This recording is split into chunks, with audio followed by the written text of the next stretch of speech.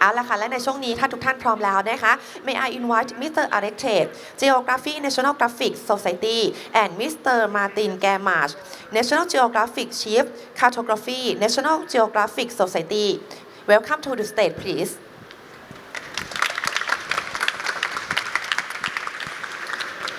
Hi, everybody. I'm going to introduce my colleague Alex Tait, who's the geographer for National Geographic. He's going to be speaking after me, and we're both very happy to be here today. Can everybody hear me? Okay, thanks for coming today. I'm going to be talking about mapping for impacts, and in particular, we're going to be talking about how we make the maps that we make at National Geographic. So we talk about storytelling, and we talk about storytelling as one of our superpowers at National Geographic. We bring photography, video, words, and maps together to make beautiful stories.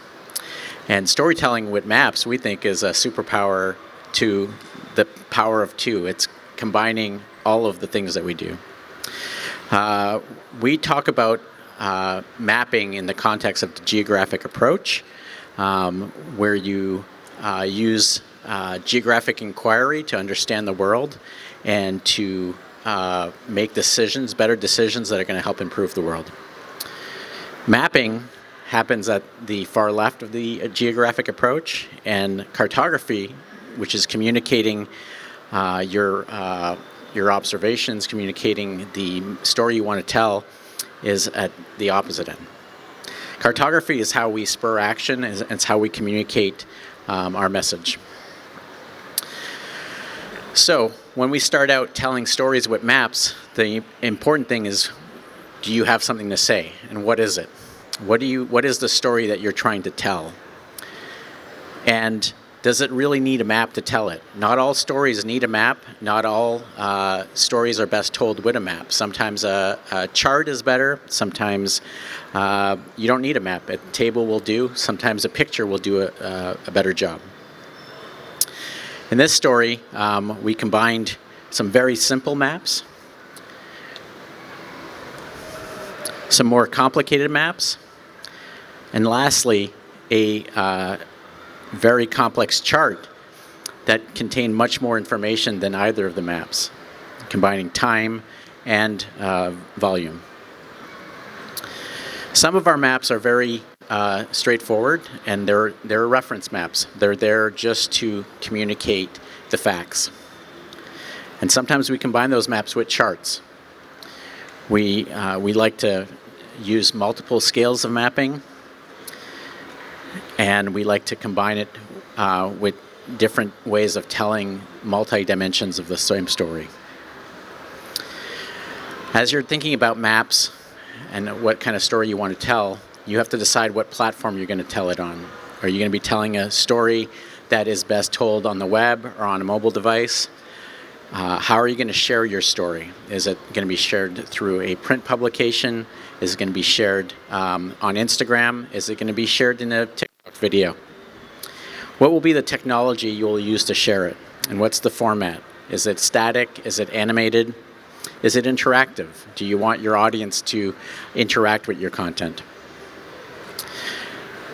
In this video that we made to explain the Angola Highlands water tower, we used animation to share information about precipitation, flow of water, and the importance of conserving these water towers. We embedded this video inside a story map, which lives on the web. And the story map contains an interactive map, as well as the video animation. Who's your audience? Who are you telling a story to? What do they need to know, and why? It's important to answer those questions before you start making a map. If you don't know what you want to share with your audience and who they are, it's going to be hard to make the right kind of map. For example, you might build a map that's for a general audience of people that are not experts, people that don't know much about the subject that you're trying to communicate to them. This water map, that's part of our World Water Gap map, is designed for a general audience. People that come to this don't know anything about what we're trying to map. We also built a version that's for experts that contains much more dimensions of variables and digs in much deeper and allows the users to download the full version of our data sets. Both have a place. One is for the layperson who is coming at the topic brand new. The other is for experts, people that might be making decisions, or data journalists that need to get into more details. I've been talking about data a lot. Data is different than information. Part of the geographic approach is moving from data to information, transforming your data into things that you can use to tell stories. How you find data, whether you collect it, you obtain it from scientists or experts, or use public domain sources is really important. And then how do you transform that data into something that can be mapped? Sometimes you get data in a spreadsheet, or you collect data in the field, and it has to be turned into geospatial data that can be shown on a map. Transforming your data can involve projecting it, generalizing it, filtering it, sorting it in ways that are going to enable you to refine it to tell a story. You've all heard the term data dump. Well, a data dump is not a story. It's just everything. Sometimes that can be interesting and it can be beautiful in its own ways, but the more refined you can be with your data analysis, the stronger the story you can tell. This example is from Google's Earth Engine. It's a data set of global forest loss attributed to forest fires around the world. In this map that's using the Google Earth Engine interface, you can see fires in the Ukraine, and it's every fire that's happened. It's a little bit of a data dump. It's been organized by the likelihood that the forest loss is caused by forest fire, and it's shown on a really busy map. This is where you come to grab this data. It's not necessarily the best way to communicate with it. In this example, we downloaded this data and we filtered it out to only the data that was high quality attributed to fire, and we organized it by time period. So we were interested in telling a story about when these fires had happened in relationship to the war in Ukraine. So which fires happened before the start of the conflict, which happened during the first part of the conflict, and which happened during the current part of the conflict. And you can see the data has now been colored by these time periods, but it's still really noisy. We then do some generalization. We simplify the data and try to make it a little bit less busy so you can tell a clearer story. So these kinds of transformations of filtering, of refining your data, allow you to refine the narrative. Scale and projection are really important when you're talking about maps. Scale is, you use scale to determine how much detail you're going to show on a map, how big your map's going to be, and how much of the Earth you're going to be able to show. Sometimes you might have multiple maps to tell different parts of the story at multiple scales. Map projections allow you to transform our Earth's spherical shape onto a flat plane. So transforming data to fit on a screen, whether it's a small one or look at it in oblique ways, involves the use of mathematical projections to do so.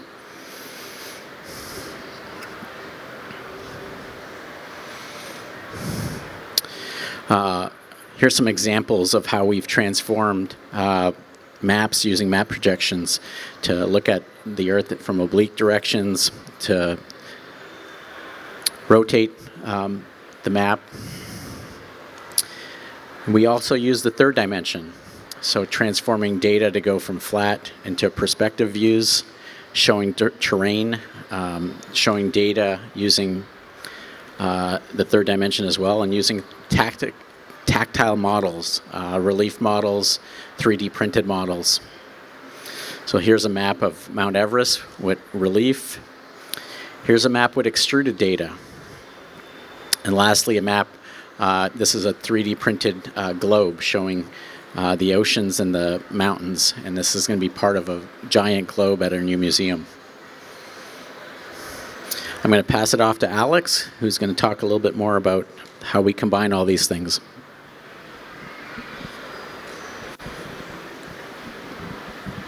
Thank you, Martin, and I'm happy to continue the story of storytelling with maps. One of the most important things you're going to consider in putting together a map is the layout. And of course, there's the map itself, but the map is within a frame, and the frame can be a computer screen or it can be a magazine page layout.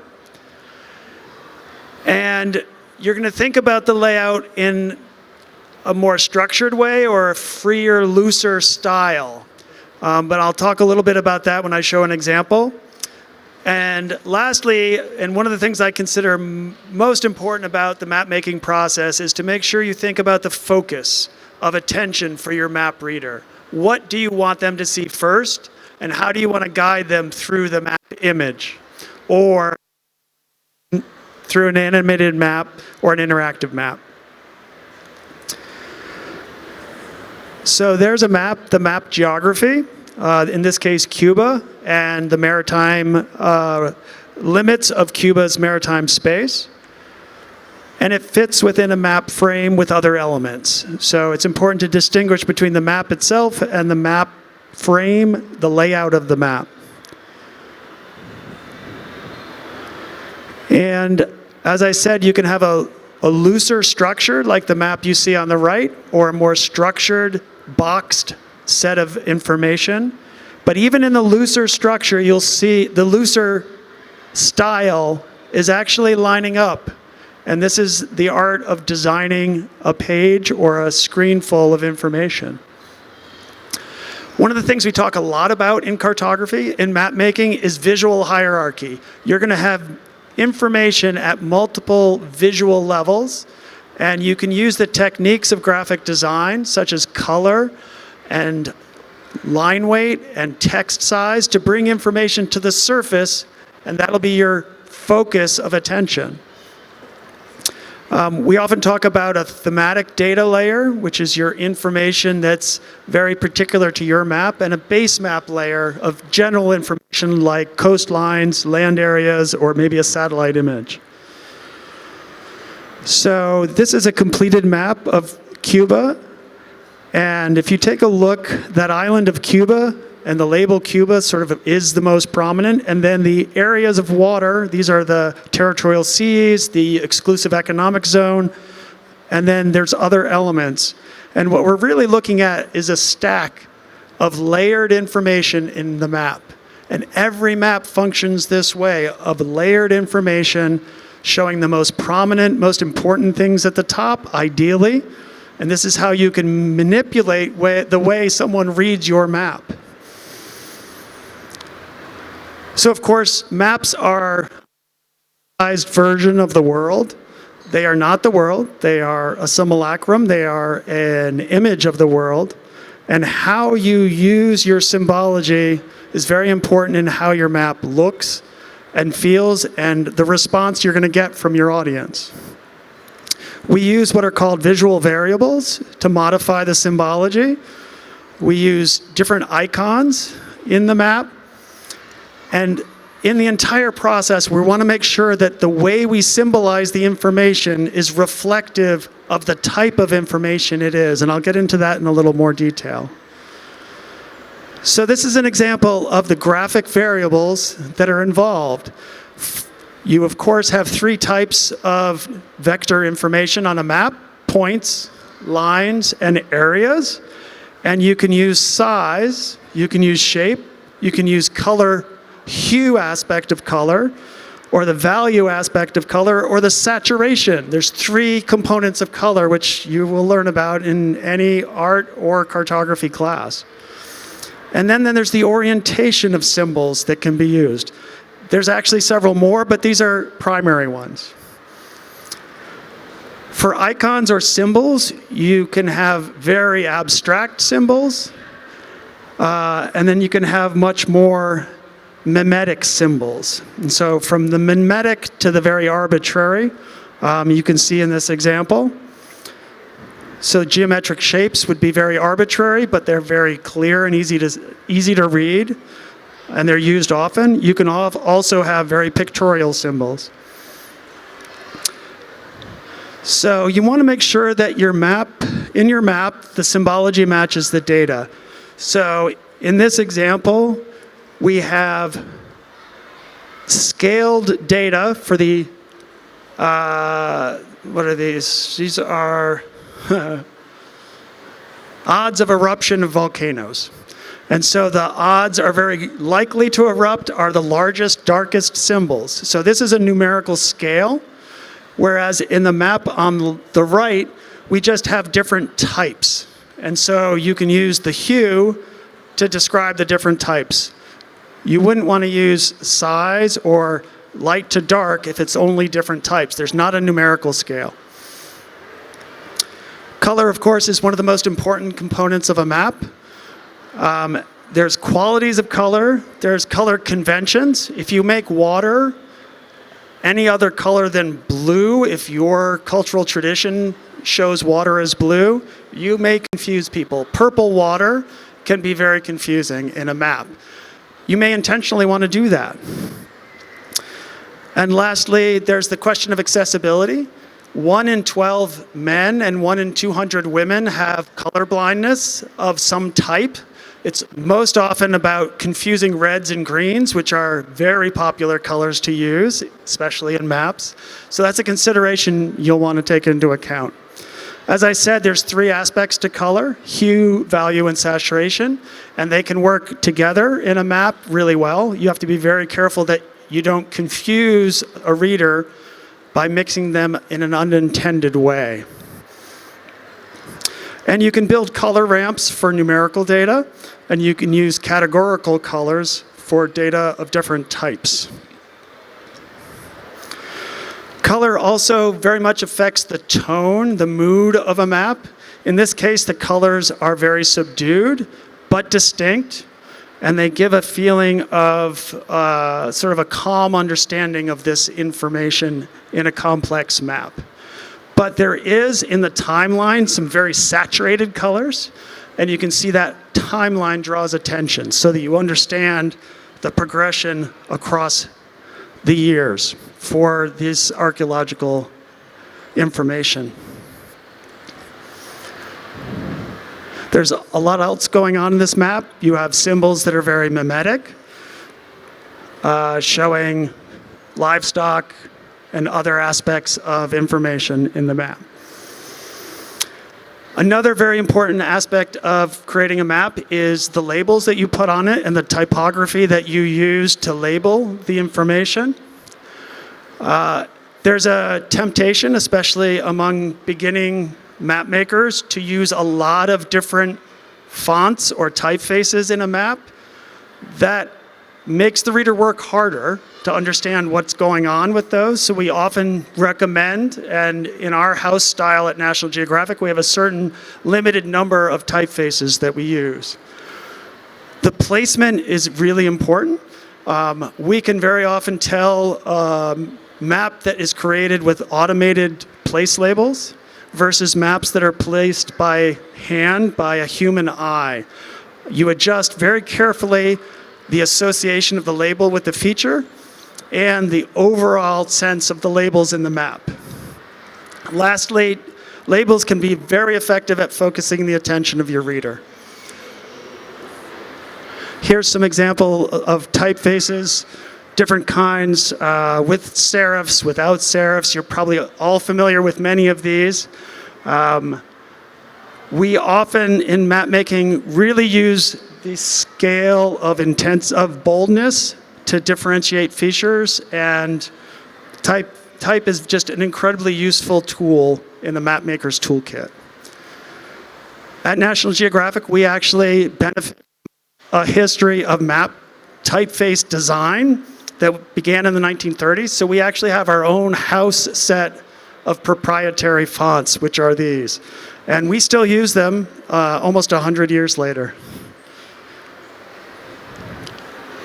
We also have guidance for our map makers on exactly what the best place to label a feature is.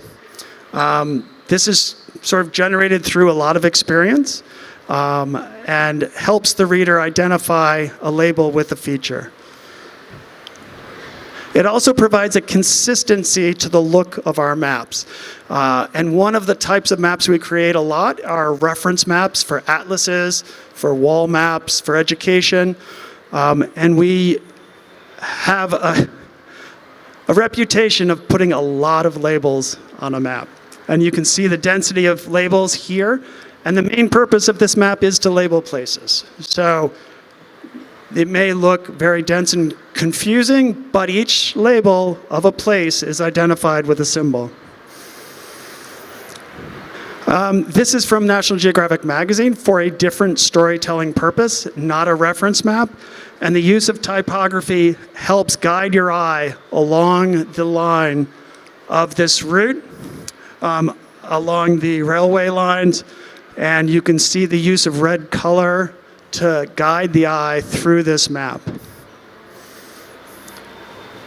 So the 12th and final best practice for mapping, and it's a very important one, is the idea of edit and review. Accuracy is very important for most storytelling with maps, so you want to make sure you edit your map carefully and have somebody else edit your map, because they will see things that you don't. You're too familiar with it. So a good map editor is like a good text editor and finds ways to improve a map or correct inaccuracies. Legibility is also critical for a map, and that iterative process of doing many drafts of a map is something that we always rely on to get better cartography. And lastly, it's important to understand, as the author of the map, you have a responsibility to have integrity, to think about the ethics of your map. Is it something that should be mapped? How will you share it? How will you take responsibility for the map that you create? So I want to walk through an example of creating a map for a very specific purpose to have an impact on how people view an issue. In 2018, National Geographic magazine put out an issue titled Planet or Plastic about the crisis of plastic pollution in the oceans. A very memorable cover photo. And what this map graphic needed to do was to explain kind of a framework. You know, it's a platform, and the idea is really to gather stories that kind of help us connect to the bodies of water around the world. You know, bodies of water that hold memory, culture, history, but also are severely threatened and endangered by mostly human activity. So I just wanted to share with you some of the stories, well, introduce the stories that are in there.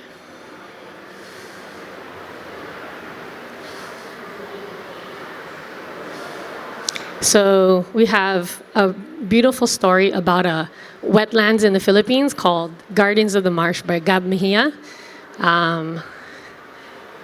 We have also British algae cyanotype imperfection. So this is a beautiful story by Mandy Barker, where she took marine plastic from the ocean and turned them into cyanotypes or prints that look like marine algae.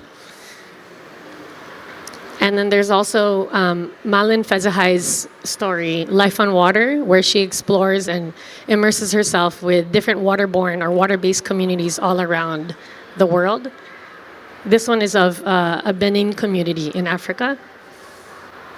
And then there's Geographies of Water by Musok Nolte, who's a Latin American photographer. And it's basically kind of exploring water issues around the region of Latin America or South America. And then there's also Mekong, Mother of Rivers, which is a beautiful story by Ore, exploring the Mekong across its various communities, which is from I think it's Laos and Thailand as well, and kind of learning about and getting to know the Mekong from the perspective of the communities that live most intimately with them.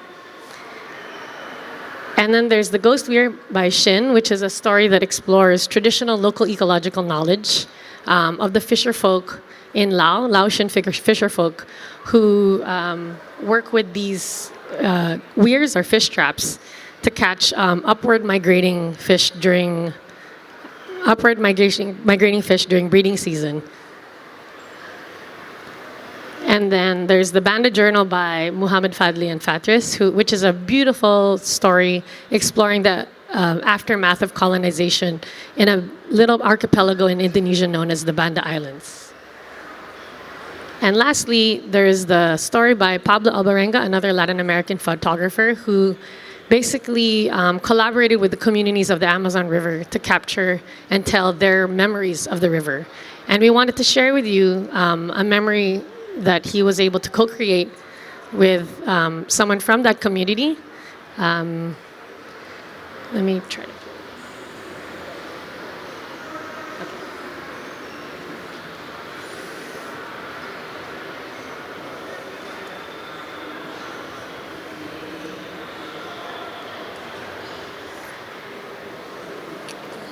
Hold this up. I'll tell them to like look through the book, and then I'll ask them about this, look through the book, and then we'll do the last question.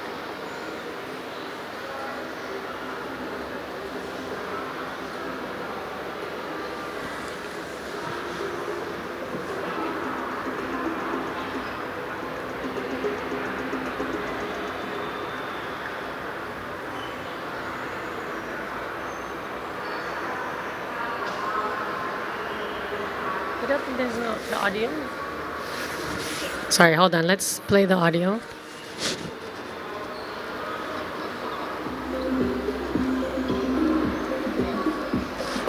The techno music is not her memory of the river, just so it's clear.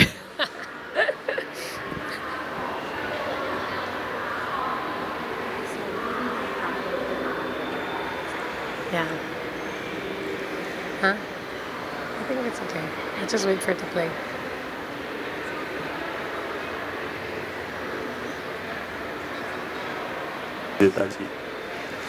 Okay, I think we're back on track. Muito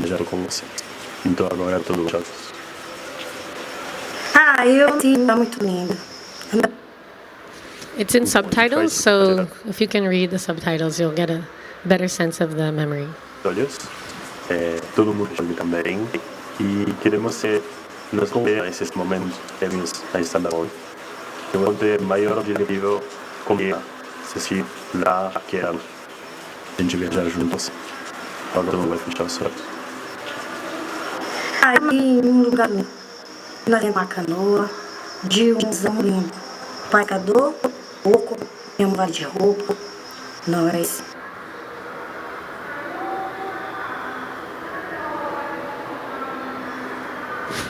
So just for context, the Amazon River is being affected by a lot of dams, same with the Mekong River. And Pablo asked her to close her eyes and remember the river as she best knew it. And it's a really beautiful video. I'm sorry that it's not coming together. Hopefully when it gets fixed, we can play it again.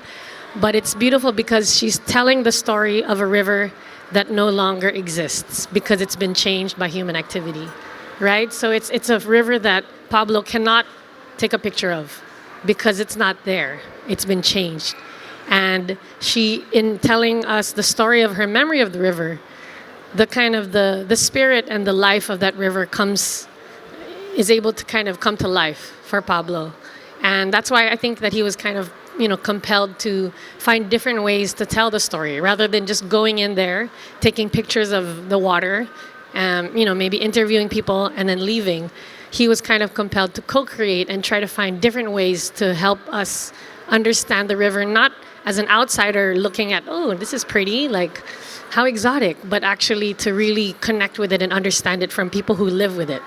Because as we all know, who better knows our own home than the people who live there, right? You can tell them about the prologue space. Yes, yeah. So you can actually go to the prologue space. It seems to not be working now. That's fine. But there's actually a multimedia version or a iPad there where you can watch the video and kind of absorb it there for yourself. with some headset. So it's maybe a more intimate and better way to experience it than watching it on a screen with bright lights.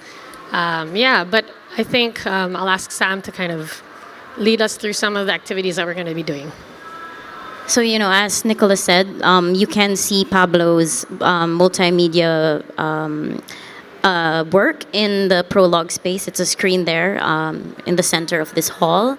So before we continue, as we're waiting for the video to load, I wanted to invite you all, you have copies of the journal in front of you, so I could see that some of you were looking at it. And I'm sure, obviously you've only had a bit of time to look at it, but I'm sure maybe there were stories that already captured your attention, maybe a photo that spoke to you. And I can personally say that all of us have memories of the water, right? Whether it's a pool or the ocean or a lake or a canal, we all have a memory of water that surrounds us. So maybe one of the first things I'll ask you to do is just think about that. What are your first memories around the ocean or around water? And you can see actually there's a board there, and one of the questions I'd like to prompt you to think about is, what body of water did you grow up closest to? I'm sure you all have one, whether, again, it's a canal, a river, an ocean. And think about that for a bit. And I'd like to prompt all of you to answer that question. We're going to hand out some pens and some Post-its for you to put your answer on that board. But before you do, I'd actually like to ask if anyone would like to volunteer their answer. So again, what body of water did you grow up closest to? And then a follow-up question is, can you name your favorite memory around that body of water? Favorite or most dear memory to you? If you have one, and I'd like to see if anyone wants to volunteer their answer. Anyone? Does anyone want to answer the question? I see people are like looking away, like, don't choose me. Don't choose me, but everyone has a memory of the water. Time to just write it down. Okay. Sure. I see you guys have pen and paper, pencils and paper in front of you. If you could write it down, think about it for a bit. Nicola, would you like to share your first memory or closest memory around the water? Yeah. Okay, so I actually grew up in Hong Kong, which is an island city surrounded by the South China Sea. But actually, I would say my favorite memory of a body of water is from the other side of that in the Philippines. I was about 3 years old, and my mother brought me to the edge of the continental shelf. So basically, at the beach, if you walk out into the sea farther enough, the shallow area drops down, and it starts to get very deep. So she brought me out there, and she held my hand, and she asked me to swim and look at what was kind of, the cliff that was going down below. And at that area, the coral is very alive. So I was able to see all these coral reef and different fish that you don't see in the shallow part of the area. And it felt like I was looking at an alien world. But actually, it's my own, it's our own backyard, right? And I think that's like something really beautiful about following the water or connecting with, different bodies of water, is that you start to see a world that's part of your world, but maybe you haven't yet had the curiosity or chance to even get to know it better. It can ignite your curiosity. It can shape, the way you live your life. Yeah. How about you, Sam? What was yours? I'd say one of my favorite memories of the water was I went diving with whale sharks in a place called Donsol in the Philippines. I was maybe around 12, 13 years old. And I remember the way it works is you ride a boat and there's a spotter on the boat. So someone is looking for whale sharks. And they just say, there's a shark. You go into the water, you swim with them for a while. They're fast, so they swim away. And you get back on the boat, and that happens multiple times. Some people are lucky, they'll see 12. I only saw 2 that day. On the way home, I'm asleep on the boat, and out of nowhere, the spotter goes, there's a shark, there's a shark. So without snorkel, without a life vest, I jump in the water, and as soon as I get in, the shark is under my foot. He's big, really, really big, maybe as big as almost the whole stage, just swimming. And I was in awe because I was so scared. I just woke up from a nap. I was on the boat going home, didn't expect to go back in the water, and suddenly there's a huge shark, and the closest it had been the whole day, the biggest and the closest, and it was with us for maybe 5 minutes, just swimming around in the area, and I can't forget that memory, and it really cemented my love for the ocean. So before we continue, does anyone want to volunteer their answers? Oh, there. Oh, yay. Wonderful. Hi. I'll hand you the microphone, and if you could introduce yourself and tell us about your memory. Okay. Hi, everyone. My name is M. My hometown is in Saraburi, Thailand, which is around like 2 hours from Bangkok. My very first memory of the closest water body is a clong or irrigation canal near my home. My hometown is a mix of agricultural area and industrial area, and that canal I used to go play in the canal with my childhood friend, and like many people in the community. Do you know Songkran festival in Thailand? Yeah, they often go to the canal to play in Songkran festival. But nowadays, these days, it became more dirty because there are like restaurants near the canal, and they just throw the trash or the cooking oil in the water. So no more kids can play in the canal anymore. That's my story. Thank you so much, M, right? Yeah.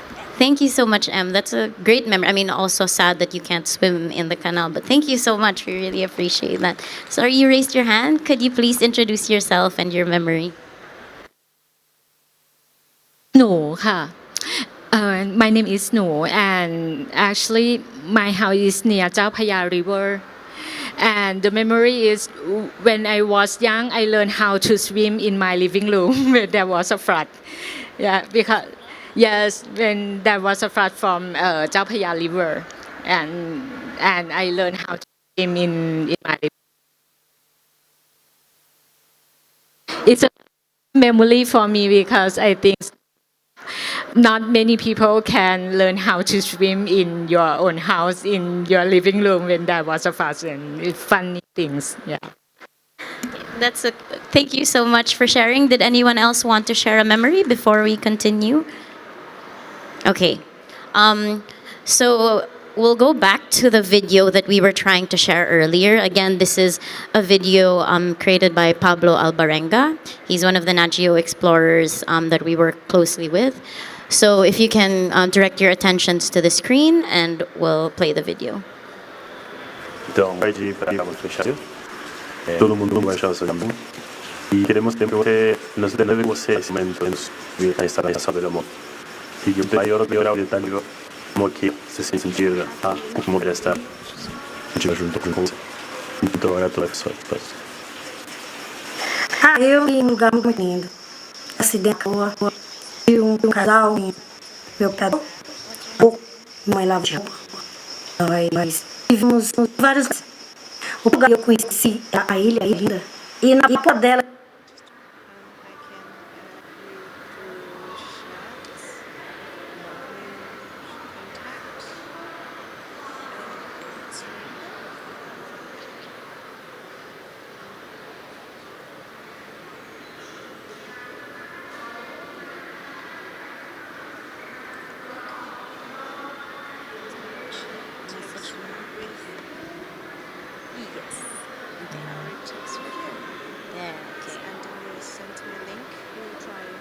Okay, no worries.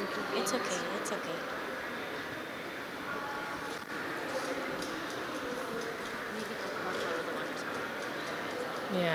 Yeah.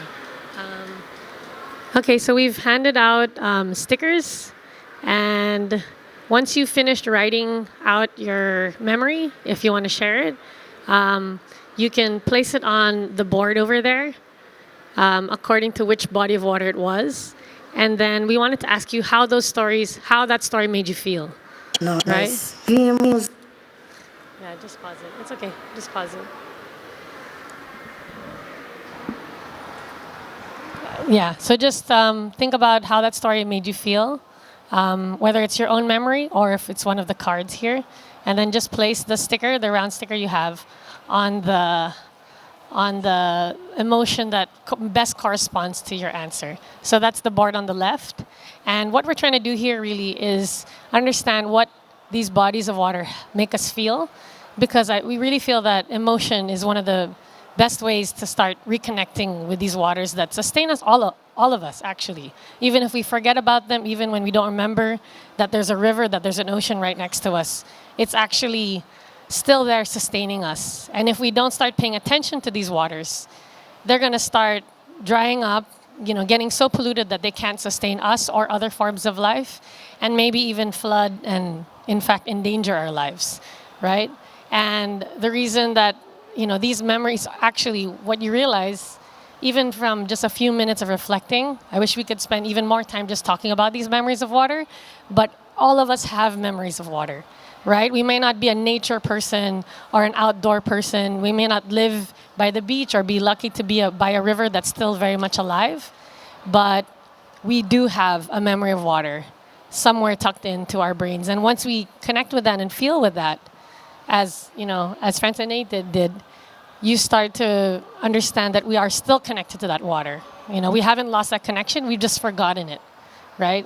So I think that if we can maybe all share our emotion and put it on the board, we'll kind of make a picture of realizing that, the water's all around us and that we are still connected to it. So thanks so much. And we'll give a few more minutes just so people can write these down. And then please, post your picture or post your answer on the board.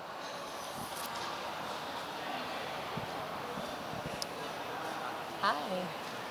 I'm going to go around just to talk to everyone if in case anyone has questions or wants to share a bit more, because I understand it's a little bit, overwhelming to talk to a big group and a big stage, right? So hold on. All right. So how are we doing here? Pardon? Hold on 1 second. Sam, you want to also go around? Yeah, okay, I'll go around.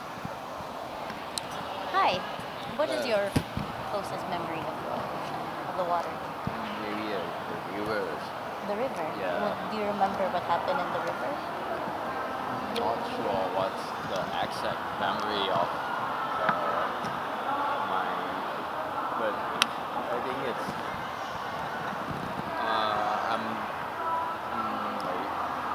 understand the changes of the ecology from my father's hometown is around the central of Thailand. That's it also flooding sometimes and sometimes it's dry out.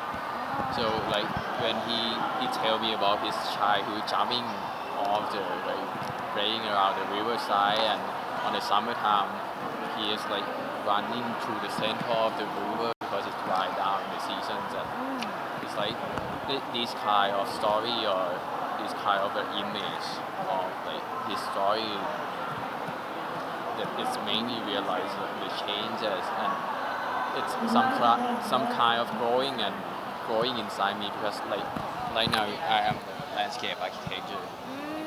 I'm the landscape architect, working with some similar things.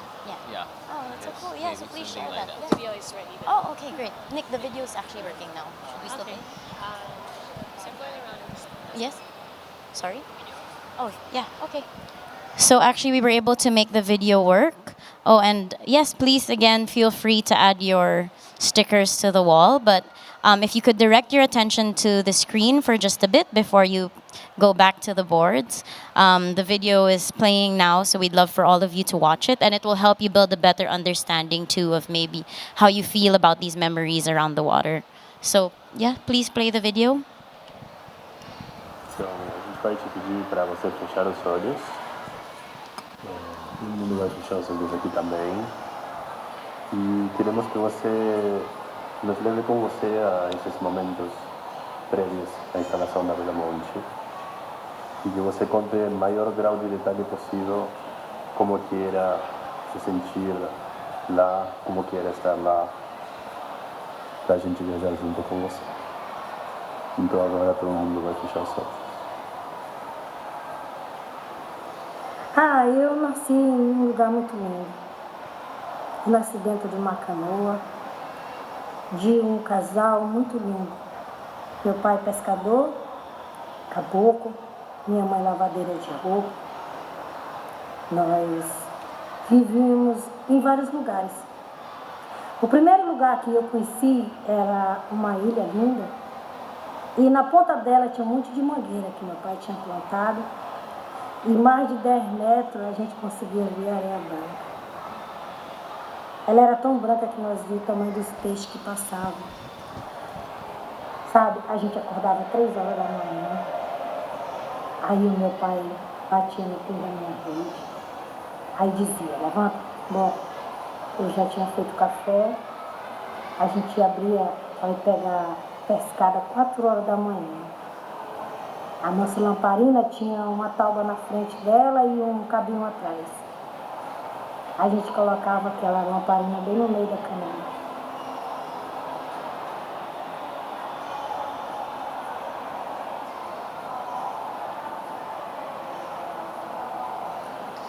Eu me lembro que quando o dia vinha amanhecendo, que a aurora começava a romper, era um cheiro muito gostoso. Nós éramos 3 irmãos na época, 8 mulheres. Mas nós éramos tão felizes.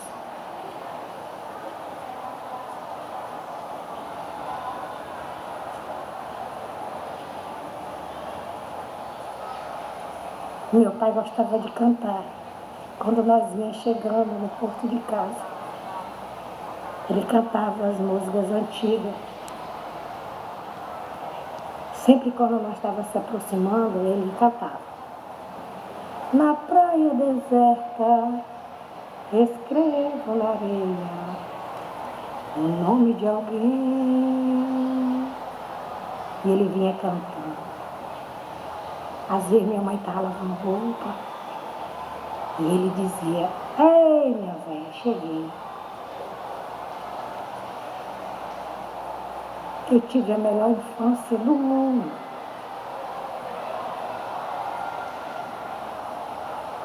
E meu pai foi meu maior professor. Eu era a única filha que andava com meu pai no rio. De todos os meus irmãos, eu fui a única escolhida. Eu era a única filha que meu pai confiava sua praia de pesca. Eu me lembro quando nós chegávamos, ele dizia, essa terra hoje não pegou nadinha facilmente. Te vira. Eu ia procurar os formigueiros, ia tirar 7 pimentas na lagoa. E eu ia fazer a cura, a pastela do meu pai pegar peixe. Eu ia fazer tudo que meu pai ensinou. Eu me casei, eu tinha 27 anos. Meu marido era paulista. Mas a gente viveu 26 anos. Construiu uma família. So that's just an excerpt of the whole interview. Again, you can watch more videos, and actually, I think it's 4 more interviews with other people that Pablo had worked with in the community by the river in the Amazon in the prologue screen. And so, the reason we wanted to show you this is I'm not sure if you felt it, but I could almost see her memory of the river. And when you're able to talk to people about their memories, then it keeps it alive. Which again, Nicola had been emphasizing is so important. We need to remember the water, our memories with the water. Your memories of flooding in your living room and learning how to swim is important, because then we realize that climate change has been a problem for a while, and you not being able to swim in the klong is also important, because a klong that before you could, children could enjoy and play in is now dirty and cannot be something that we partake in. And those memories are important, because when we look back, we'll realize that there's so much changing, and it helps us kind of get a better perspective. So I think, again, we'd really like to invite you all to put your answers on the board. Aside from the stickers, you can also grab a Post-it or even just tear off a piece of paper and stick it on the board. We want to read what your memories of the water were. And I think if you could go to the last slide. A last question I'd like to ask everybody before we end our short presentation is, how did Francinaide's memory of the Amazon River make you feel? I'd like to understand maybe what this prompted in you. Maybe it ignited a memory in you as well. Does anyone have anything to answer? Does anyone resonate with that video in any way? Does anyone want to volunteer?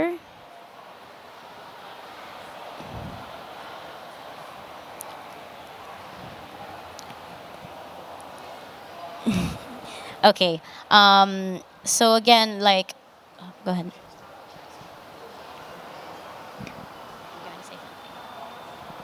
So we also wanted to invite everyone to come tomorrow to the panel where we'll have all the photographers assembled, and we're going to go dive deep into how the journal was made, the stories and the process of how they made their own stories and what they learned as a result.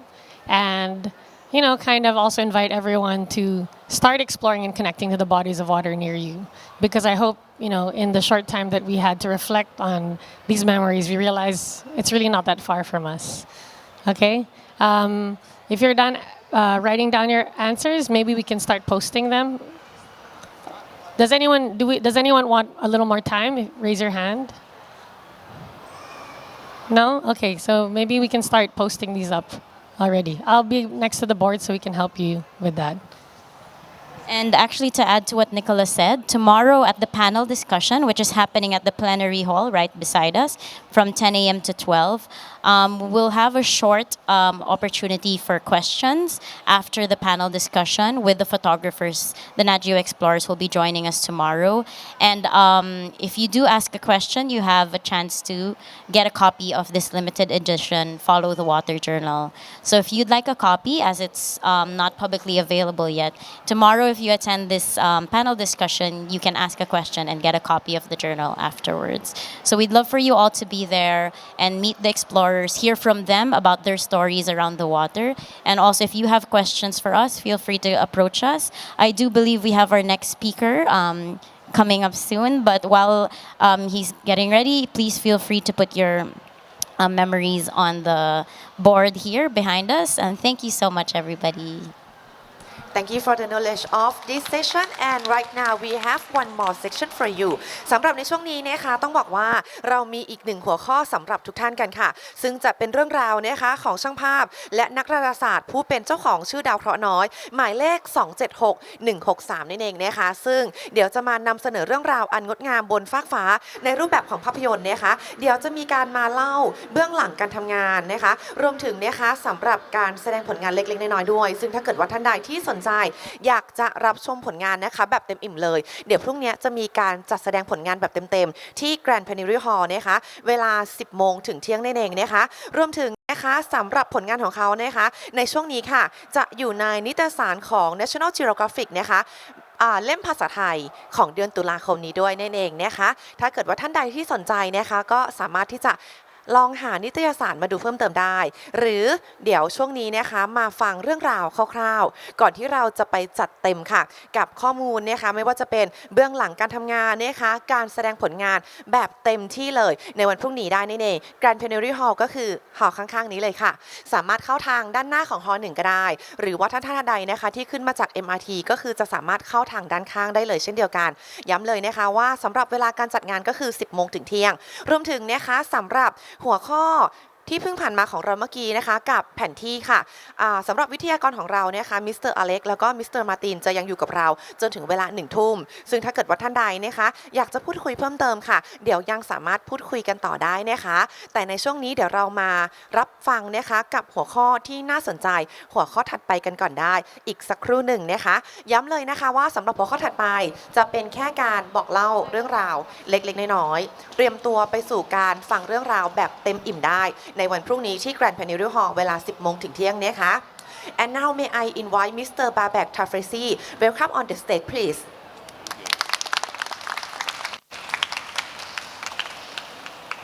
Thank you. So yeah, if you like to attend this meeting, please come forward. I highly recommend you to sit closer to me. There are seats available here because there's some text on the screen that you need to see, and I'm going to ask a question, a few. So I need some interactions with you. There are at least 10 empty seats here. Don't be shy. So the first question I have is, how many of you are photographers? Please raise your hand. 1, 2, okay. How many of you have ever seen the Milky Way? 3, 4, 5, okay, okay. How many of you can see the Milky Way from your home, from backyard? Okay, I assume most of you are in Bangkok. And if I ask the same question anywhere else in the world, in cities, the answer is similar. Usually just one person out of even 100 in a room would raise hand. So where is the Milky Way gone? Why it's no longer visible to most of humanity? In the North America, about 95% of people cannot see it anymore. Worldwide, on average, it's about 60%. Because most of us are living in urban areas which is dominated by light pollution. So light pollution is not the light we need, is the light that we waste, the light that we send to the sky. You know, we don't supposed to illuminate the sky, is that right? I mean, the real reason for artificial light at night is to illuminate the ground, but majority of light goes to the sky and to the horizon. This is called light pollution.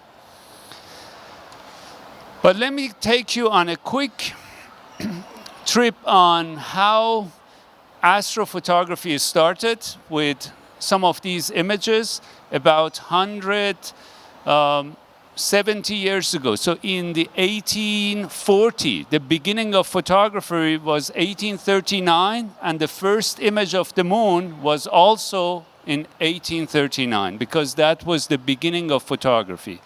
Photography started out of curiosity in physics lab, and soon after somebody captured a picture of the moon using a very low sensitive plate connected to a telescope. From then to today, it has changed really a lot. And now we use even phone cameras. You know, a smartphone camera can reveal Milky Way. Probably some of you have tried. If you have your smartphone on a tripod, you can photograph the Milky Way after 30 seconds, if you have, of course, dark skies. This was the first image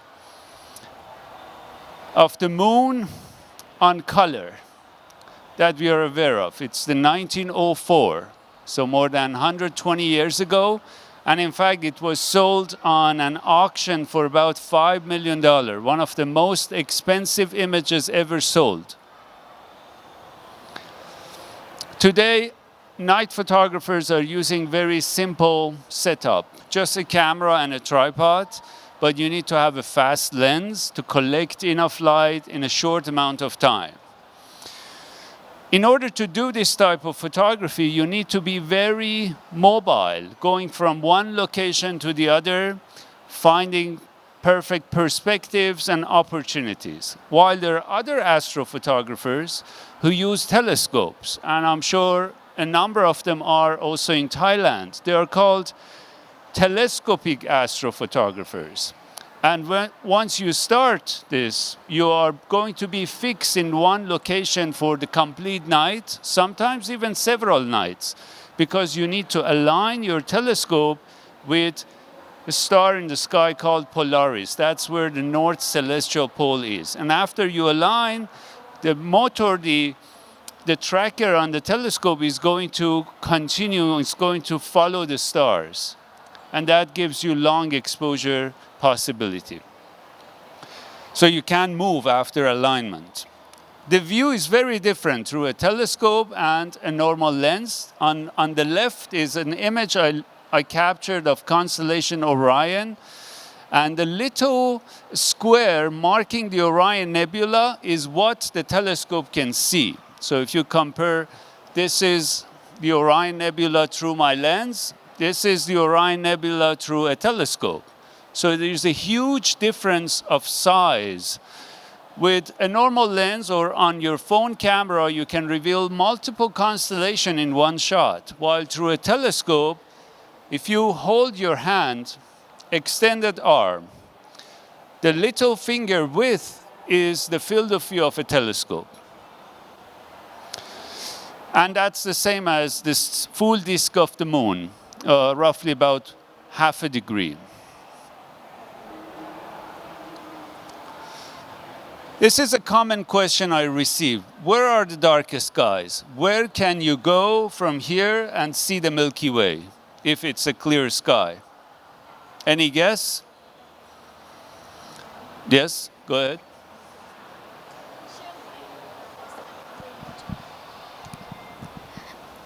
In Chiang Mai, there's like so many of remote areas, like nearby the Myanmar, or maybe in the countryside of the Chiang Mai. So they have like because of the geometry, it's like a hilly and surrounded by the mountains. So it's like there's so many of dark sky place for the photographer to be like locate and go there to capture some photos.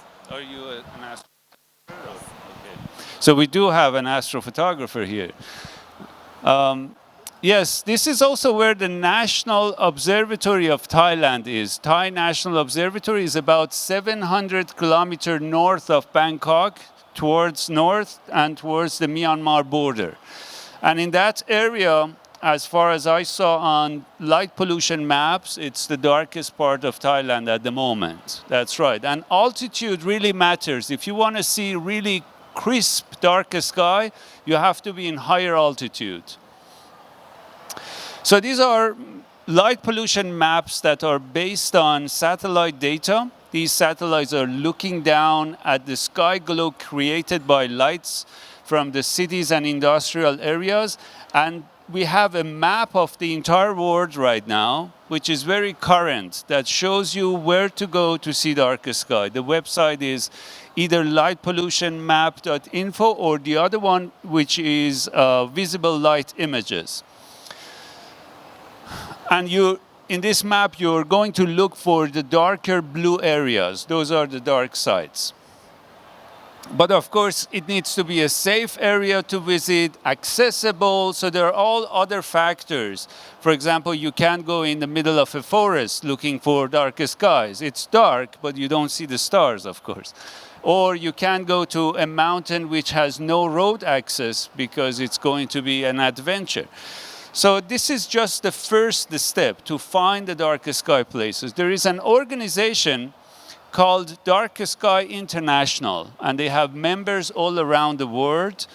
And if somebody in this audience would be interested to learn more, you can go to their website, darkestsky.org, and see who is in charge in your area. And find resources about what are the designated darkest sky sites. They have designated 250 sites in North America and worldwide so far, and protecting these areas. So it's like a national park, but for darkest sky.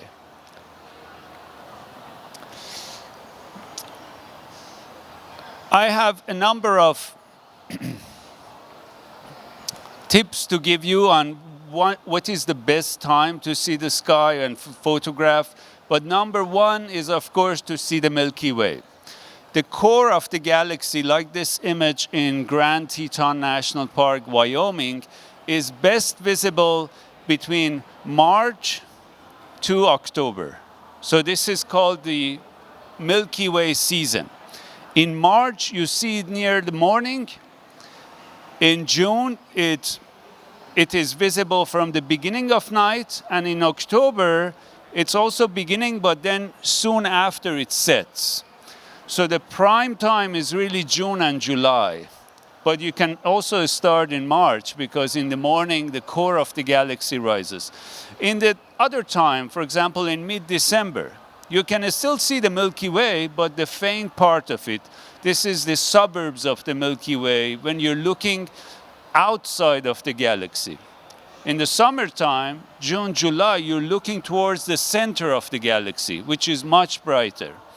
And in fact, this latitude in Thailand, tropical latitudes near the equator, are one of the best places in the world to see the Milky Way. In the northern hemisphere, the further south you are, the better you see the Milky Way, because the core of the galaxy rises. Look at this image. This is latitude 45 degrees. You are at 15 or 14. Here, the core of the galaxy, instead of the horizon, is up there. That's why it's much more clear compared to higher latitudes. And it's even getting better in the southern hemisphere.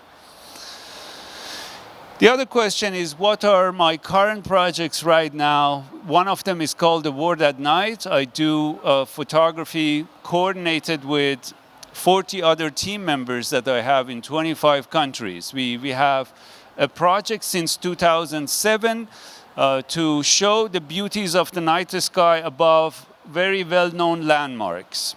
And we did a couple of them in Thailand the last few nights as well. And this project has one main slogan: one people, one sky, because we like to show that we are all sharing one single roof. The second project is with National Geographic Society, and it's about animals at nighttime. What is the impact of light pollution on animals, and how do they live their natural rhythm at nighttime? The third one is in National Geographic magazine, which will be distributed. In fact, the National Geographic Thailand magazine team are here, and they have a number of these copies, which is just printed, and it's called Above and Below. It was coordinated photography with an astronaut. This project, I will explain it on a few slides later on, but this is another project I do, The World at Night in VR. You can find it on my website, where I captured 360 images from many places around the world using multiple cameras, or sometimes just a single camera. So the idea is to have an immersive view of the world at night.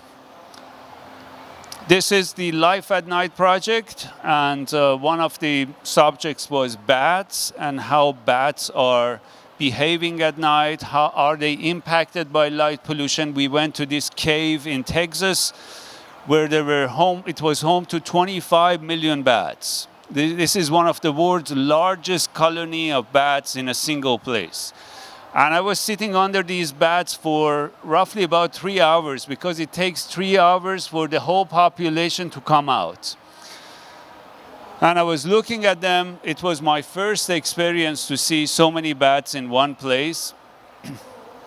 And very educational to me. I mean, they're very smart as a collective intelligence. Maybe not as smart as one bat, but all together they behave very smartly and very well planned. Each night they knew where they're going. Each night, ahead of time, they have made a decision in the cave. Probably they have a meeting in the cave somewhere to make such decisions. So this is with a flash. In order to capture this flux of bats coming out. Above and Below is with an astronaut called Don Pettit. He's the most experienced NASA astronaut at the moment. He just returned a few months ago, but during his almost 1 year stay on International Space Station, we coordinated together to capture the same thing roughly about the same time. And the project is called Above and Below. This is one example. Some of them are from our archive, and some are really synchronous. This is archive, so the image from space is new. The one I took is from a few years ago, but showing you one similar phenomena. These are star trails, long exposure of stars moving in the sky. However, there is a tricky thing here. Stars move in the sky of the Earth due to the Earth rotation. In the space station, the stars move due to the space station rotation. So it doesn't have anything to do with the Earth rotation. Therefore, it's much faster. There are some stars down below here. These are cities. These are city lights, and these are lightning. So there are huge differences between the two perspectives, but interesting when you share a common target from two perspectives separated by 400 kilometers of air and outer space. This is the Milky Way from somewhere in the southern hemisphere in Brazil, in a rainforest, and a similar view of the Milky Way now from space. Both showing the galactic core over the edge of the Earth horizon. Or this one is in fact above Thailand. This is a part of Thailand and Philippines. And you have one good sign here that you know this is Thailand. This is Southeast Asia. Any guess? What is that green light on the cities? We don't have a green city, do we have? Fishing boats. Fishing boats in Thailand area, they're using green light. And it's very specific because, for example, fishing boats in Japan are usually using red light. In some other areas, there's white, blue LEDs. But here they're using green lights, and it's also known as Thai aurora. It's best visible in the ocean, also in the Gulf as well, but in the ocean is more. And it's very visible here. But the target of this image is this line up here. This is on the edge of the Earth atmosphere, and it's known as air glow, where our air at roughly 90 kilometers, it's glowing very dimly, but it's bright enough for the camera to be visible. It's known as air glow. From the ground, sometimes it looks like this to the camera. It's completely colorless to the eye. Our eyes cannot see the color of these dim objects. But to the camera, this was the same kind of phenomena, air glow. I also like to share with you why I do this. I mean, why I photograph at night, why natural nights matter to me, and why it should matter for every other person. One reason is we are connected to the sky, not as a laboratory to astronomers. Of course, the night sky is a laboratory to discover universe, but it's also 50% of our nighttime environment. Maybe not so in the cities, but outside, for somebody who lives in a village, for somebody who has a still connection to nature, this is half of the nighttime environment. And I have seen people who experience Milky Way for the first time and they tell me this was a life-changing moment. Or seeing Aurora Borealis for the first time, a meteor shower. There is something very deep within us in connection to the sky that comes from our ancestor. And still today can calm somebody. It helps you with mental health. So beyond just a laboratory to astronomers, night sky is important for us to be calm, to be more understanding about our place in the universe, our purpose of life in general. But it's also very important because it adds to the curiosity and wonders of our life. You know, everybody wants to have something different to try in their life. And that's how I started in astronomy, in fact. I was a teenager, a rather reckless teenager when I got into astronomy, and I borrowed a telescope from a neighbor. And all my energy really diverted into this new hobby. Later on, I decided to become an astrophotographer. Night skies also matters to astronomers, to scientists. They need dark skies. With light pollution, they cannot see anything anymore. Dark skies also matters to cultures because many cultures are connected to the sky, not only for navigation. Give you an example here in Brazil. This is an image of the southern constellation in Brazil. The one you're seeing, it's also visible from Thailand, usually on the southern horizon. Anybody knows? This is the smallest constellation, out of 88 in the sky, but very notable, and it appears on 5 national flags. Any guess? It's made of 4 stars, this constellation. Very small, but very easy to find. It's called the Southern Cross.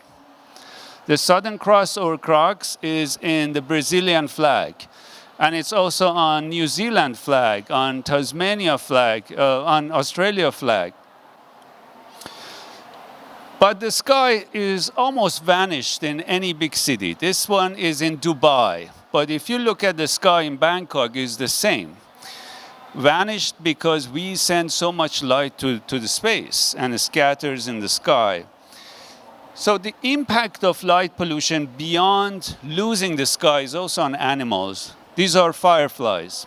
You know, fireflies stop signaling when there is bright light. If you turn on a very bright white LED, they stop signaling. And the signal is mainly for mating. So no signal, no mating, no population. That's one of the main reasons that fireflies disappear from many places in the world. It's pesticide, habitat loss, and light pollution. Come down towards the light source and they go around until they die. The number of birds that are dying due to light pollution only in North America per year is about 1 billion. So we're not talking about, few birds. It's a major impact that nobody talked about before. But on the good side, this change and solution is pretty straightforward and easy. Because it's not like plastic in the ocean that takes decades to recover. It's not like climate change that the entire world needs to force together. This is just a switch. You turn off, the impact is gone. Or you shield the light, you minimize the impact. And as you see in the previous image and this one, let me go to the previous shot. Yeah, this is a space image showing a city and our change to white-blue LEDs. You have probably seen it in Thailand too, in Asia, especially in India and China. All the lights have changed to white-blue LEDs. We call them blue reach LEDs. The difference is, first let me clarify that we need to go to LEDs because it's energy efficient, so there is no question about that. But we have yellow LEDs and white-blue LEDs. The colder LEDs, which has a lot of blue light, they're harmful to human body by changing our sleep cycle. This is, in fact, a village in China which all of a sudden changed to blue LEDs, and a colleague of mine in there, one of the Tuan members, the Word at Night, photographed it before and after. Because of these white-blue LEDs, now people of this village can no longer sleep deep enough. So in long term, maybe they don't realize it in a year or two, but in 10 years, there will be major problems. And this is not coming from a photographer. American Medical Association in 2016 officially announced this. And in the US, cities are now regulated to use warmer LEDs. So if you have one of these white-blue LEDs at home, for example, in your bedroom, maybe it's about time to think about it. These LEDs are important and useful for offices, for places like here, because we need to be active during the daytime. In daytime, you need the white light. But in places where you're going to sleep, like in your bathroom, in bedroom, in parking lots, these are the places that needs to be yellow and softer. You can look at the Kelvin temperature. Anything under 3000 Kelvin, it's recommended for indoor spaces or street lights, and above it's for offices. This was in Dubai and the change to LEDs. And this was the Science magazine recently did this coverage on the science behind the problems of light pollution. Light pollution also affects safety. Some people think that adding more light increases safety, but in fact, it decreases safety because it creates glare. Let's say I have a very bright light installed over there shining to my eye. I won't see anything of the shadows. So this is called blinding. And you probably have seen this in your neighbor or even in your own house. Light pollution is also contributing to climate change. We have evidence for that. But more importantly is changing the biodiversity, because there is a large portion of life which is active at night. And everything is changed with lights. But it's also interesting that an individual citizen can change things. You can change your own backyard. You can change your own neighborhood. You can talk to somebody. You can designate a dark sky area. You can combine forces with that nonprofit I mentioned, Dark Sky International, and make the first Thailand dark sky area.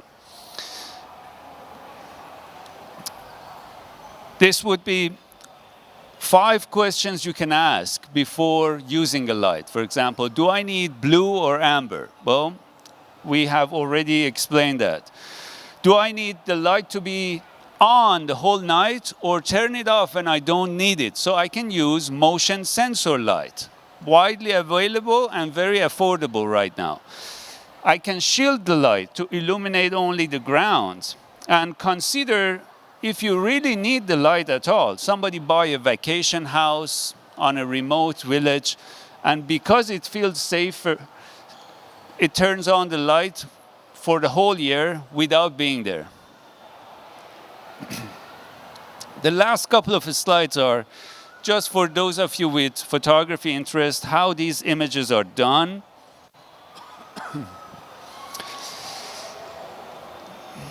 This is a common question. Do you need a DSLR or mirrorless? It doesn't really matter. I recommend you using a full frame camera. Can you do this with, for example, cell phone and iPhone? Yes, with compact camera nowadays. If you were asking me 10 years ago, the answer was no. But right now, yes. With a smartphone, you can do astrophotography as well, but it's not as clear compared to a real camera. I'm going to pass this one and go over. This would be my last part before I share with you the final slide, which includes some resources. And then we can go over question and answer in the remaining time. Usually these images are with exposure between 5 to 30 seconds. Why not longer? Anybody knows why I cannot take an image of the stars which is like 5 minutes instead of 30 seconds? Long exposure. Why not long exposure? Because of the Earth rotation. The Earth is rotating and the stars become trailed. It could be something of interest. You can capture also star trails. Let's do 1 hour, and then you get very beautiful star trails. But if you want pinpoint the stars, it's up to 30 seconds. And let me show you the last slide. Going to jump.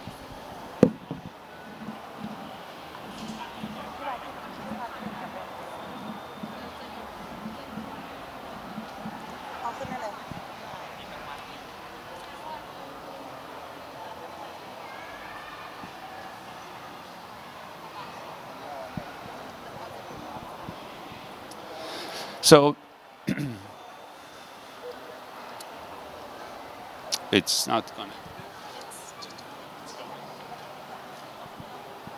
Okay.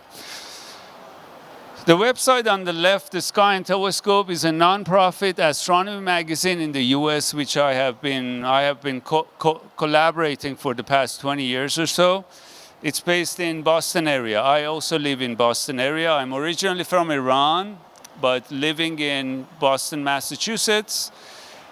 And it has great resources on somebody who wants to start stargazing or astrophotography. The other one is spaceweather.com. It's a great resource for see what's up in the sky. What is that new comet in the sky? When do you see a conjunction between Moon and Venus and things like that. It's also a very good resource for somebody who wants to see aurora, which is not really a target in Thailand at this latitude, but if you want to travel to somewhere to see aurora, that's a good resource. Tuanite.org is our organization website, the World at Night project, where the entire group is contributing. Then Heavens-Above is for somebody who wants to see satellites. If you see a satellite in the sky and wonder which one you have seen, this is a website to go. Or when you can see the International Space Station flying above Bangkok. This is a great resource, and it has an app as well. And darkestsky.org is the organization I shared with you. You can find me on social media on Instagram and YouTube under my name, and this is the 360 webpage I told you, the World at Night in VR. I also have a webpage about darkest sky places with links to all the maps available, so it could be useful. These are the apps that people use for stargazing. For example, Stellarium is the most popular worldwide. In order to move your phone across the sky and tells you what you're looking at, or plan ahead of time when the Milky Way is visible, which direction it is visible. And if you're more into photography, these apps have that capability as well. Thank you, everyone, and I will be available for questions. เอาละค่ะในช่วงนี้นะคะสำหรับท่านใดที่มีคำถามสามารถที่จะสอบถามกับมิสเตอร์บาแบกได้เลยนะคะและใครที่คำถามโดนใจเดี๋ยวเราจะแจกนิตยสารอันนี้ด้วยท่านแรกเลยไหมคะอันนี้คือมีคำถามอยากจะถามหรือว่าหนาว ขอไปด้วยได้เลยค่ะเชิญเลยค่ะตัวนี้มีไหมคะ Hi, thank you so much for the talk. So I'm wondering what inspired you to do night photography in the first place, and what keeps you still doing it? Thank you. Sure. So I was 13, and I received a book during my birthday. It was about astronomy. I was in Tehran at the moment where I grew up. Then I read the book, and there were a couple of pages with maps of the moon, craters and mountains, and I was wondering what kind of a giant telescope I need to see these craters on the moon. My neighbor, same age boy, told me that I have a telescope that I never used. My father gave me, I'm not interested. So I borrowed the telescope on top of our rooftop and set up the telescope. Well, honestly, the first night didn't work because my friends were with me and they were more interested on the girls in the neighborhood. So they used telescope for another purpose. But in the second night, I was alone and I managed to look at the moon. And that moment I can still remember second by second, because I couldn't believe my eyes that such a small toy telescope can show even more than that map. You can see all the craters of the moon with a very small telescope. So that was the moment I decided to be in this field. Soon after, I borrowed a camera to attach to that telescope. But soon I realized my passion is not photography through telescope, but to combine earth and sky in my story. I like to merge these two mediums to find things that are unique. For example, when you take a picture of Orion Nebula, to most general public, it's an abstract art. You know, they don't have any sense of the size or color. But when you combine the sky with a familiar foreground, then they can see this is part of their nature. This is part of their environment. And that's been my mission for a long time. That's how I became a photographer. Thank you. สำหรับท่านใดที่มีคำถามเพิ่มเติมค่ะยกมือได้เลยนะคะเดี๋ยวเจ้าหน้าที่เอาไมค์ไปให้ได้เลยค่ะย้ำเลยนะคะว่าทุกท่านที่มีการสอบถามเดี๋ยวเราจะมีการแจกนิตยสารเล่มนี้ให้ For me, I'm curious about throughout your career, which place is the most darkest sky for you, and another question is which area is the most memorable for you? Thank you. Yeah, the most memorable for sure is Nepal. So Himalayas in the Nepal was the most memorable because I got altitude sickness. So I can remember that very, very well. But also the crystal clear view of the sky with towering mountains. You know, you're already at 4,000 meters and this mountain is there. So that means it connects you to the universe in a very unique way at night. And because of altitude, the sky becomes really transparent. So I would say mountains in general, but Nepal specifically. From the darkest point of view, Atacama Desert in Chile. And that's the reason this is home to many observatories worldwide. They have invested in the Atacama Desert of Chile.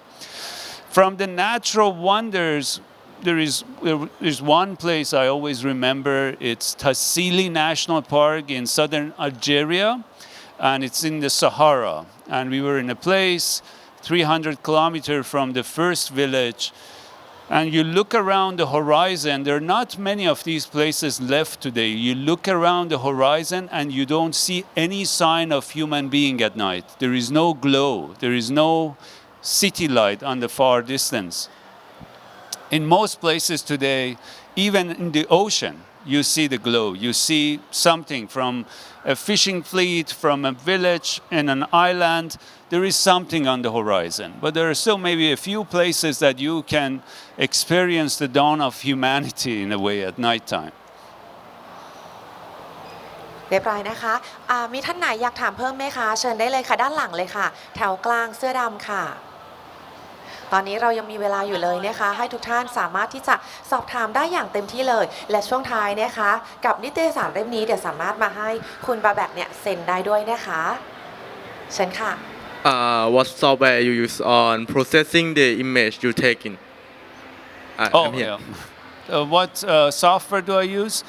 I usually process the raw files. First of all, I always photograph in RAW, so do not capture JPEGs. Even with your phone, you have to capture RAW. If you're using iPhone, for example, go and it's iPhone Pro, go to the setting,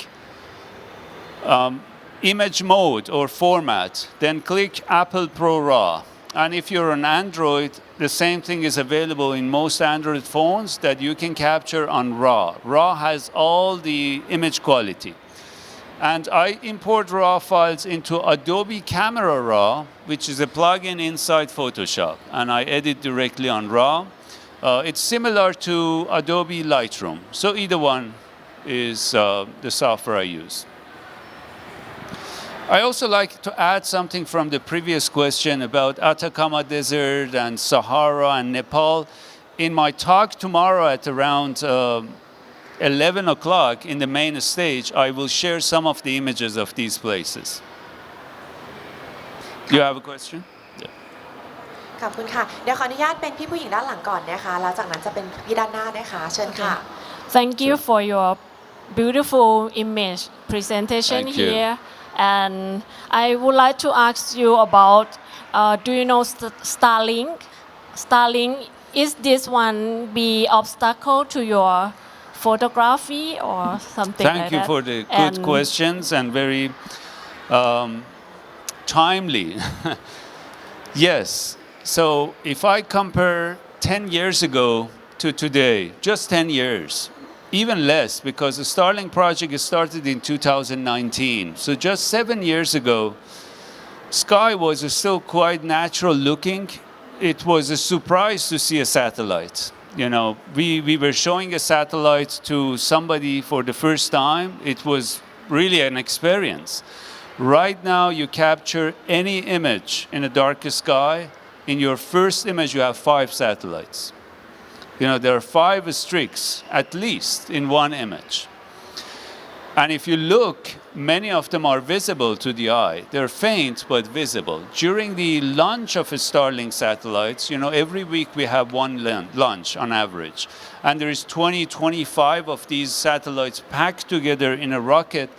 And during the first few weeks, they're very bright. But then they get to the main altitude of 500 kilometers. They are no longer boldly visible to the eye. But to the camera, like my camera, it's all over. You know, you will see many streaks.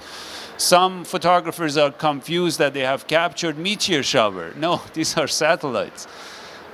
Yes, I'm concerned, and it's an obstacle to astronomers, but there are other issues about these satellites. Of course, we need satellites for our 21st century technology and life. But imagine this, out of 13,000 active satellites right now in the Earth orbit, 80% is Starlink. So all the science, military, Earth observation are the remaining 20%.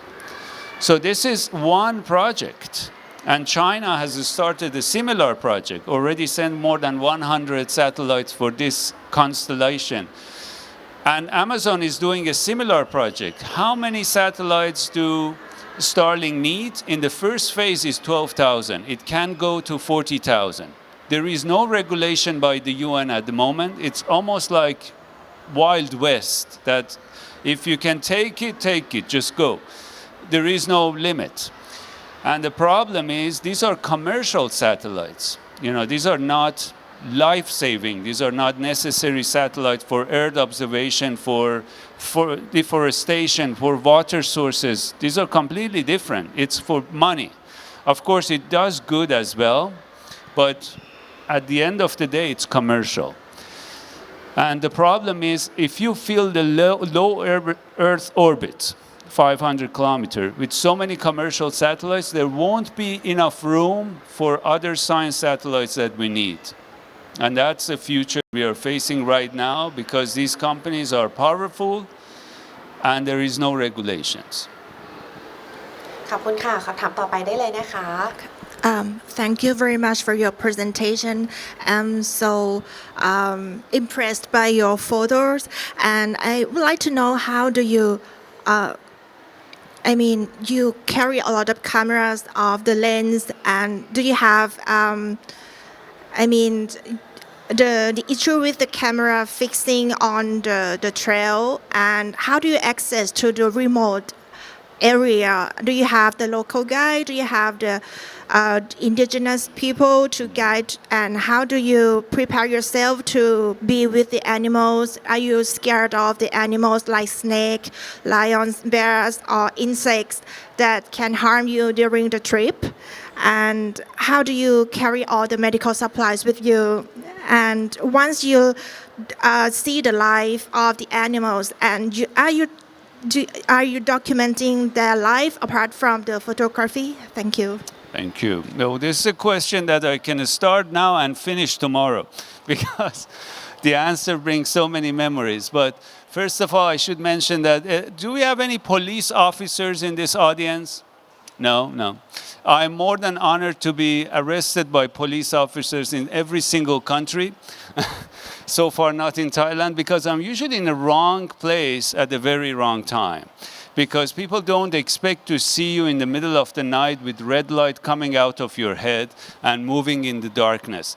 So very important to be in places in daylight and to talk to the locals. So that's the first tip. If you want to do this, be in a small group. At least 2 people, maybe 3, but larger than 3, it becomes problem, because you will be in everybody's picture. And by sending lights, emitting lights to here and there, your camera will capture. But I found the most successful is 2 or 3 people. Introducing yourself to the locals, that I'm going to be here at night doing astrophotography, even when you're in a national park talking to the rangers, these are very important. Seeing the location in daytime is very important, not only from composition perspective to plan what you're going to photograph, but to see the obstacles, the dangers, that cliff that you're not going to see at night, it's visible in daytime. So I do the scouting in daytime, collaborate with the locals in order to get to the location, and everything starts with long-term planning usually. But sometimes celestial phenomena are not predictable. all of a sudden we have a new comet or something happening in the sky and you need to go fast, I recommend to go that other stargazers to a place that other stargazers have been already. And that place is exposed to this hobby or interest or profession. For example, I would recommend to work with the astronomy club in Bangkok or in that region. I'm pretty sure that Thailand has multiple astronomy clubs. So you need to find these people, and they have their own observing sites. Just go there with them in a safe place. When you're going there, not with a long-term planning. And my problem so far has not been much of animals. I have encountered many animals, from grizzly bears in Wyoming to snakes, of course, in Sahara, scorpions, but main problem was with human beings. Because when you find yourself in a situation where the others are afraid of seeing you there, that could be quite tricky. But with animals, I didn't have any, maybe a few dangerous encounter, but nothing. I'm still in one piece, so nothing happened. ขอบคุณค่ะมีท่านใดมีคำถามเพิ่มเติมไหมคะ เดี๋ยวสองท่านนู้นได้เลยนะคะสักครู่นะคะเดี๋ยวเอาไมค์ไปให้ค่ะ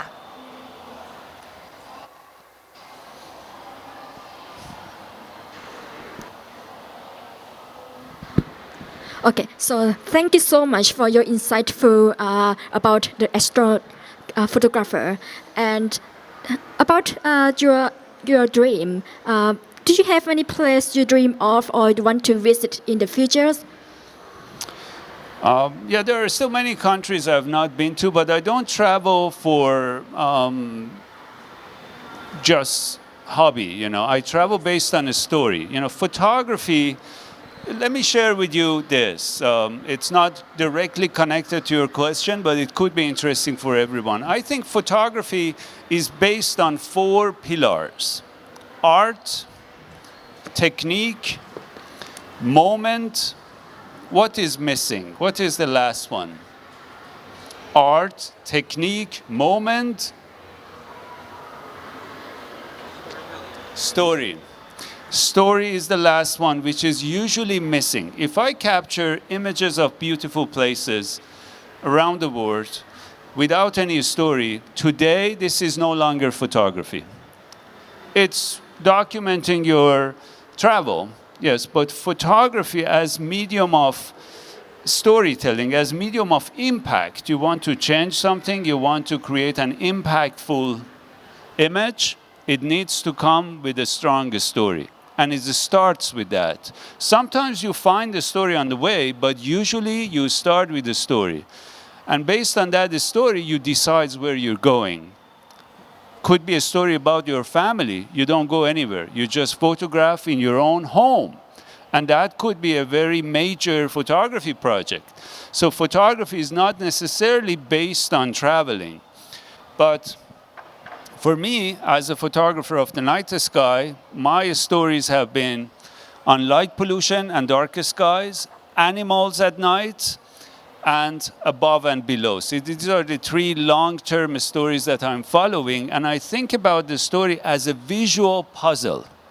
So when I go somewhere, based on the story, I look around, okay, in this puzzle, I have an image of a person at night, but maybe I need a close-up of that specific star which is related to my story. Maybe I need a macro shot to fill the puzzle. So from this perspective, now you see the gaps that you can fill later on in your photography. So back to your question, one of the places I would love to visit is space, but not as a tourist. As somebody who can work there for at least a few weeks, and at the moment that option is not available. You have to be either a tourist or an official astronaut. And if I want to be an astronaut, I'm getting a bit old for that. My colleague Don Petit highly recommended me to do that, but I have to stop being a National Geographic photographer. So it's a big decision to make. But we will see that, and that's the reason I did the space project, because although I couldn't go but I could have another person get the perspective that I wanted. ขอบคุณค่ะคำถามถัดไปได้เลยค่ะ Test. Thank you for your dedication and your work is truly inspired. I would like to ask you about your proudest work and why. Which one? What project is your proudest work and why? I'm proud at most. I'm probably the most proud of the World at Night because it started a long time ago, about 20 years ago, and it has shaped astrophotography community worldwide. It has made thousands of images interested in capturing the stars. Our book is published in multiple languages with the same name, The World at Night, in Japanese, Chinese, English, Dutch, German, French. And it had made an impact during the year of astronomy in 2009. We were connected with UNESCO and we did exhibits almost in 35 countries, including here in Bangkok. We had a long-term exhibit in the planetarium in the Science Museum. Have you been to the planetarium there? Yeah, we had that exhibit in 2009, of course, long time ago. So that is the project I'm most proud of because of the impact it had. ขอบคุณค่ะขออนุญาตเป็นอีกหนึ่งคำถามสุดท้ายในช่วงนี้เชิญด้านหลังได้เลยค่ะเดี๋ยวขออนุญาตรอไมค์สักครู่หนึ่งนะคะด้านหลังยกมือไว้นิดนึงได้ค่ะนี่ค่ะสักครู่นะคะค่ะ Hi. Okay. Thank you so much for sharing your story with us. Just out of pure curiosity, the photo that you shown earlier, the squid and green light, just how did you take that pictures? What equipment do you use? Oh, sorry, which one? Not sure. The aerial photography with from the fishing boat. Oh, yes, that was from above and below, and it's with the astronaut colleague, so it was not my image. It's part of the above and below project where I capture things from the ground, and the astronaut Don Pettit is capturing from above. The image is made from International Space Station by an astronaut. And the exposure is about 30 seconds. During the 30 seconds, the Earth is moving compared to the station because space station is moving really fast. And that's why everything was trailed on the image. Thank you. They're using similar cameras to what we have. In fact, for the project, we were using identical cameras, Nikon Z8 and Z9, almost identical lenses in some cases. If you look up on internet, I have not released these images on social media yet, but if you look up on NASA website, you will find multiple images by astronauts revealing the green fishing fleets in this area. Even better images because some of them are shorter exposure, they show it like pinpoint.